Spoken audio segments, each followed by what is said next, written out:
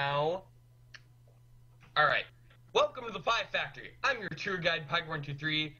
Welcome back to more Sakura Angels. You can continue. Alright.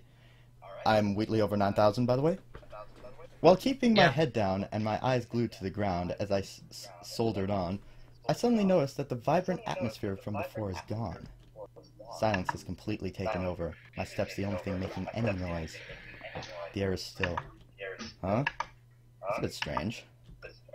Bringing my head up, I met with an unsettling sight. The street is deserted. No students. No cars.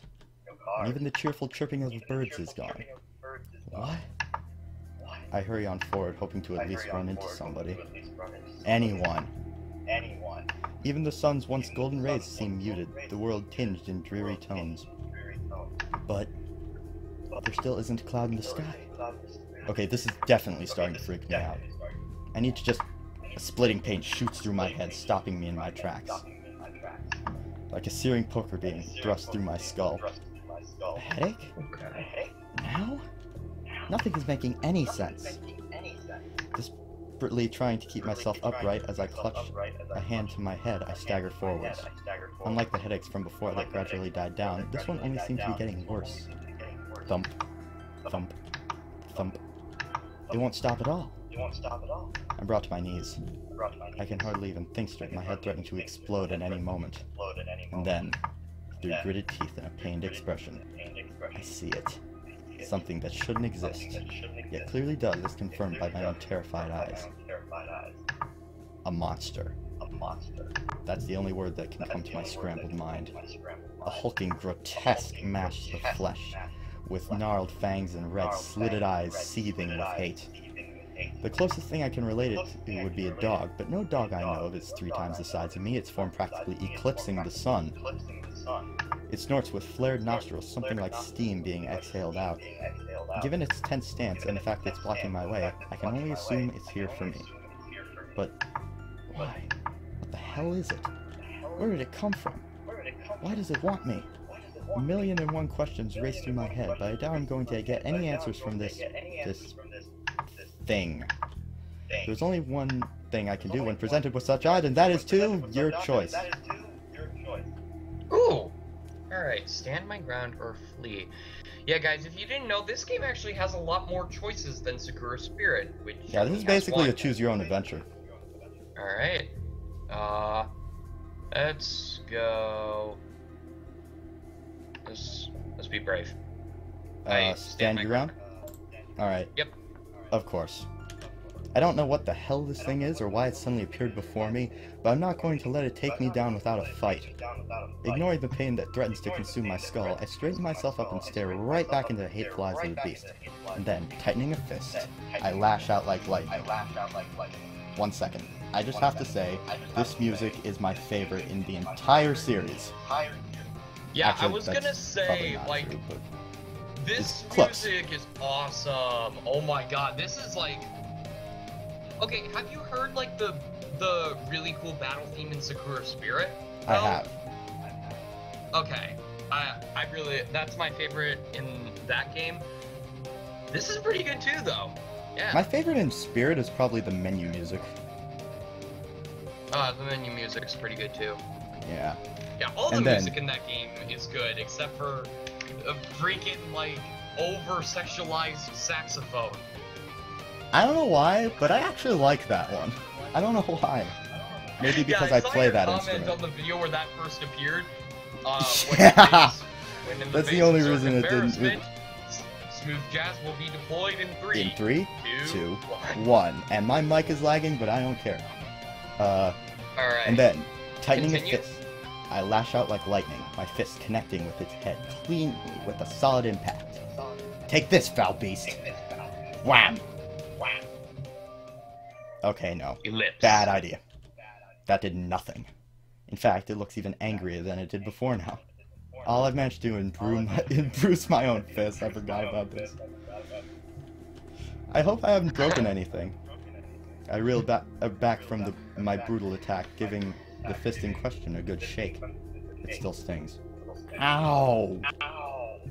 Now what do I do? My blazing surprise attack was met with complete indifference, and now I think it's too late to run, as the creature is gearing itself up for a charge, its front leg digging the ground.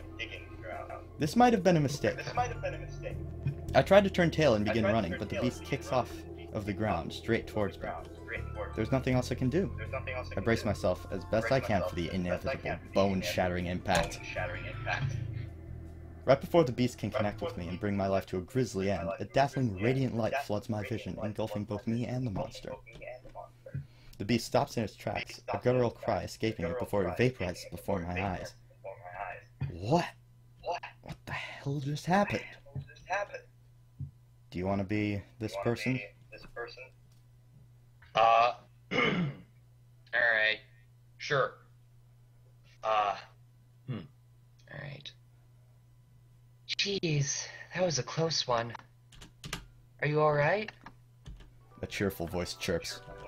A welcome sound after the terrors of that thing. Can I be this one? Oh, is this who I think it is? Yep. Oh, yeah, you can be this girl. Alright. Don't talk to him! We have to leave before... And then another voice that's less cheerful. In fact, they sound angry more than anything. Prepare yourself. The light soon fades, revealing my saviors. Though, this is definitely the last thing I was expecting. Two girls roughly my age stand before me. I blink several times before I scrub at my eyes, hoping things might make a little more sense. This can't be real. I'm having more trouble believing these girls are actually standing before me than I did the monster. Wielding weapons and costumes taken straight out of a fantasy book, it's all a little bit much for my brain to attempt to process. What the heck was that? Which one is the... Oh, okay. That's you. That's me. A shadow. The more cheerful of the two simply says that to me, her stance relaxing some. Huh? Was that supposed to explain everything? I glanced down at my feet, where my own shadow stretches, but the girl burst into a giggle.